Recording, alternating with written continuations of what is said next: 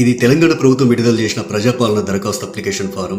కాంగ్రెస్ ప్రభుత్వం అమలు చేస్తున్న 6 గ్యారెంటీల లబ్ధిని పొందేందుకు ఈ అప్లికేషన్ ఫారంలో అడిగిన అన్ని వివరాలను కరెక్ట్గా నింపాల్సి ఉంటుంది. ప్రజాపాలన దరఖాస్తులను ఎలా నింపాలో ఈ వీడియోలో చూద్దాం. ఈ దరఖాస్తు సంఖ్యను ప్రభుత్వం వారు చూసుకుంటారు. మీరు దీంట్లో ఏం రాయకండి. కుటుంబ వివరాల కింద మీరు కొన్ని వివరాలు రాయాల్సి ఉంటుంది. ఇక్కడ మీ పూర్తి పేరు రాయండి. ఇక్కడ ఇంటి యజమాని స్త్రీ అయితే స్త్రీ అని టిక్ చేయండి, పురుషుడైతే పురుషుడి దగ్గర టిక్ చేయండి, ఇతరులైతే ఇతరుల దగ్గర టిక్ చేయండి. మీరు ఏ సామాజిక వర్గానికి చెందినవారో ఇక్కడ టిక్ చేయండి. ఎస్సీ అయితే ఎస్సీ దగ్గర, ఎస్టీ అయితే ఎస్టీ దగ్గర, బీసీ అయితే బీసీ దగ్గర, మైనార్టీ అయితే మైనార్టీ దగ్గర టిక్ చేయండి. ఎస్సీ ఎస్టీ బీసీ మైనార్టీ కాని వారు ఇతరుల దగ్గర టిక్ చేయండి.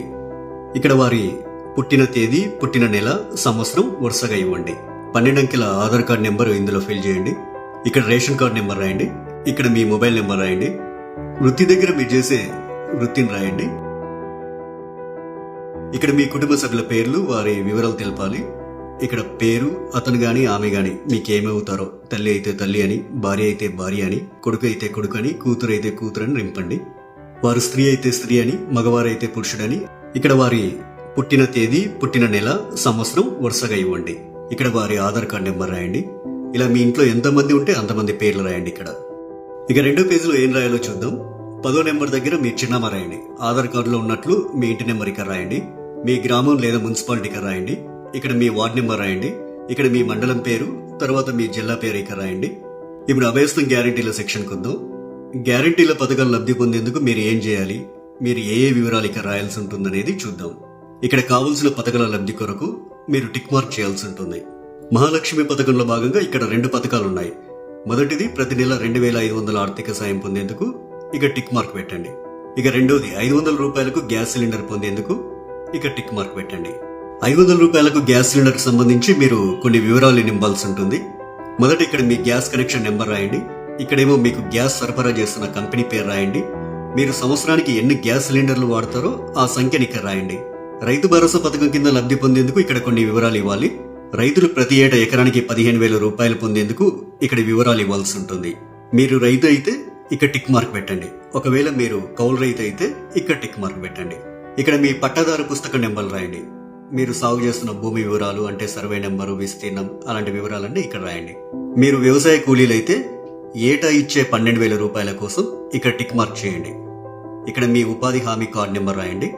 మరో గ్యారంటీ ఇందిరమ్మ ఇల్లు పథకం లబ్ధి కొరకు ఇక్కడ కొన్ని వివరాలు ఇవ్వాల్సి ఉంటుంది. ఇల్లు లేని అర్హులైన కుటుంబం వాళ్ళు ఈ వివరాలు ఇవ్వాలి. ఇంటి నిర్మాణం కోసం ఆర్థిక సాయం పొందేందుకు ఇక టిక్ మార్క్ చేయండి. ఇక అమరవీరులు మరియు ఉద్యమకారులు 250 చదరపు గజాల ఇంటి స్థలం పొందేందుకు ఇక్కడ కొన్ని వివరాలు ఇవ్వాల్సి ఉంటుంది. మీది అమరవీరుల కుటుంబం అయితే ఇక్కడ టిక్ మార్క్ పెట్టండి. ఇక్కడ మీ కుటుంబంలోని అమరవీరుల పేర్లు రాయండి. వారు అమరులైన సంవత్సరం రాయండి. ఎఫ్ఐఆర్ నెంబర్ రాయండి. డెత్ సర్టిఫికెట్ నెంబర్ రాయండి. ఒకవేళ ఉద్యమకారులు అయితే మీరు తెలంగాణ ఉద్యమంలో పాల్గొన్నట్లయితే అవును అని ఉంది కదా, ఈ బాక్స్ దగ్గర టిక్ మార్క్ పెట్టండి. ఒకవేళ పాల్గొనకపోతే కాదు అనే బాక్స్ దగ్గర టిక్ మార్క్ పెట్టండి. అవును దగ్గర టిక్ మార్క్ పెట్టినట్లయితే కొన్ని వివరాలు రాయాల్సి ఉంటుంది. సంబంధిత ఎఫ్ఐఆర్ నెంబర్ మరియు సంవత్సరం ఇక్కడ రాయండి. ఒకవేళ జైలుకు వెళ్లి ఉంటే ఆ వివరాలు ఇక్కడ రాయండి. ఇక్కడ జైలు పేరు రాయండి. ఇక్కడ స్థలం పేరు రాయండి. ఇక్కడ మీరు అనుభవించిన శిక్షా కాలం అంటే ఎన్ని రోజులు, ఎంత కాలం అనేది ఇక్కడ రాయండి. తరువాత గృహజ్యోతి పథకం.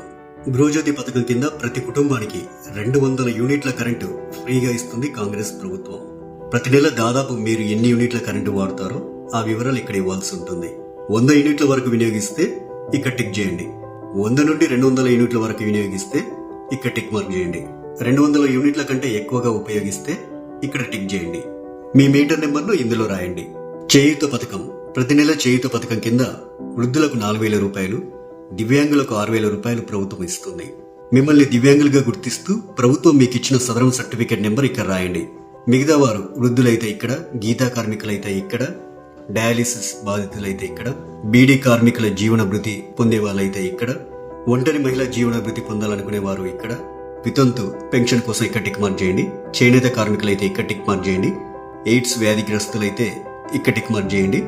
పైలేరియా బాధితులు ఇక్కడ టిక్ మార్క్ చేయండి. బీడీ టేకేదర్ జీవన భృతి వాళ్ళు ఇక్కడ టిక్ మార్క్ చేయండి. ఈ అప్లికేషన్ ఫామ్ కు మీ ఆధార్ కార్డ్ జిరాక్స్, తెల్ల రేషన్ కార్డ్ జిరాక్స్ కాపీని జత చేయాల్సి ఉంటుంది. ఇక్కడ మీ సంతకం, ఇక్కడ మీరు అప్లికేషన్ ఇచ్చిన తేదీ రాయండి.